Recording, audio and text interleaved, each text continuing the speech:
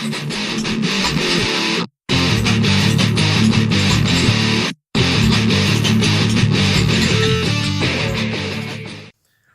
guys, welcome to the final part of my review of the 2016 Blood Bowl Almanac, or the inaugural Blood Bowl Almanac if you prefer.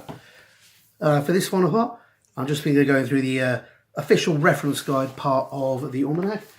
In this, you'll find the stats for all the teams and their respective players. It's possibly the most boring and most exciting part of the entire Almanac.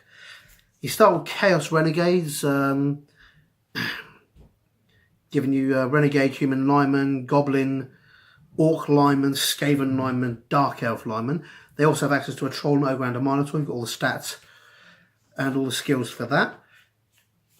You then move on to the Dark Elf, giving you the Dark Elf Lineman, Runners, Assassins, which are the most popular ones, Blitzers and Witch Elves.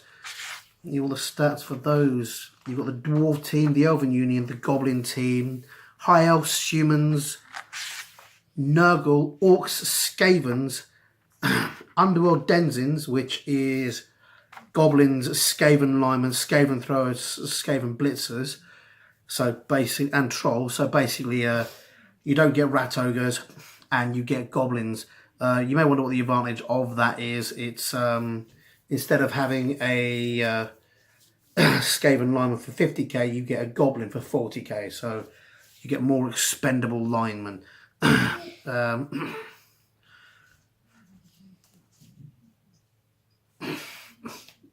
then finally, my personal favourite, the Wood Elf teams. It's worth noting that the Orc teams and the Human teams in this have your normal and double skills for your skill ups, which aren't available in the standard book because League Play isn't in the aren't available in the basic rulebook because League Play isn't written into the basic rulebook.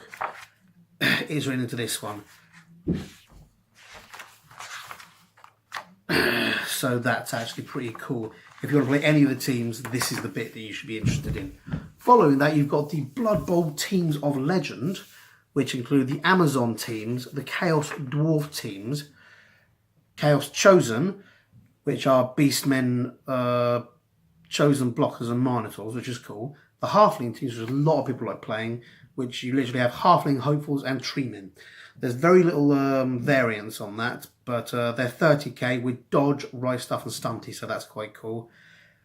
I've played against Halflings. They're not actually that bad, and they do have the advantage of they're always going to have, well, pretty much always going to have full numbers at the beginning of every drive because you can buy a lot of spare players at 30k a pop. You've got the Khemri Tomb Kings, which is another undead team, with Skeleton Linemen, Anointed Throwers, Blitzers, and Tomb Guardians. Which has got a lot of cool stuff. You've then got your Lizardmen Blood Bowl teams, which are quite cool. Followed by your Norse teams, your Necromantic Horror, your Shambling Undead, which has an additional inducement which you can add to your team play of an Igor, which is the equivalent of an apothecary, but he does something slightly different. Where I an Igor is a master needle and thread on rotting flesh, connect hip bone to leg bone, re-wrapping funeral wraps and so on. Used once per game to reroll failed regeneration rolls, which is quite nifty. You got the Ogre Blood Bowl team. Lots of people don't rate the Ogre Blood Bowl team. It's a really hard team to learn to play with. Once it starts to skill up, though, having lots of skills on those huge, great fucking ogres, it may be movement. It may only be movement allowance 5, but you're also strength 5. Having skills on them to make them nasty, they can eat other teams. Plus, again, you're always going to have a full pitch because you've got the runts at 30k. You've got the vampire teams in addition to that as your last team with Thrall, Linemen, and Blitzers, so they're quite cool as well. And on the final few pages, you've got your star player summary, which is a nice quick reference guide to see what all the star players do. So you have to go and find the book.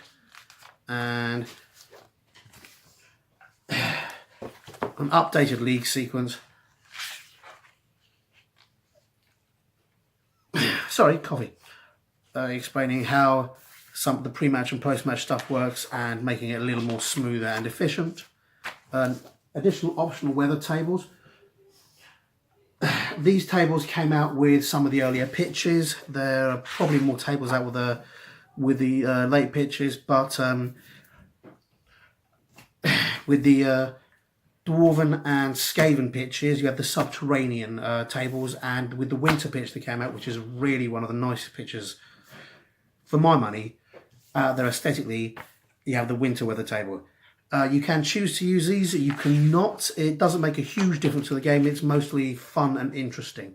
To be honest, it's got some great ideas, it's got some nasty ones. And last but not least, some of the beautiful colour schemes from GW, from what used to be the Heavy Metal Miniature Guys. And as far as I'm concerned with Blood Bowl, they'll always be the Heavy Metal Miniature Guys, showing you how cool some of the guys can look. There we've got the Dwarf Death Roller, which is probably the biggest thing on you'll see on the Blood Bowl pitch. And as you'd expect, completely illegal. But there you go. Those last few bits of my review of the Blood Bowl Almanac. I hope you enjoyed it. If you enjoyed that, check out my review of the 2018 Almanac that's just come out. It's about half an hour long, but I go through the whole thing rather than breaking it down. I'm probably going to start doing that for the future, because I think I'm taking too long with these broken down ones, and there's not enough interesting stuff in one thing. I hope you guys enjoyed that, and I'll see you next time. Bye-bye. Hi guys, hope you enjoyed that video, and if you did, remember to like and subscribe to my channel. I'm also on Facebook and Twitter. Not sure why, but I am. So if you like it, see me there, and please tell your friends. Thanks very much. Bye.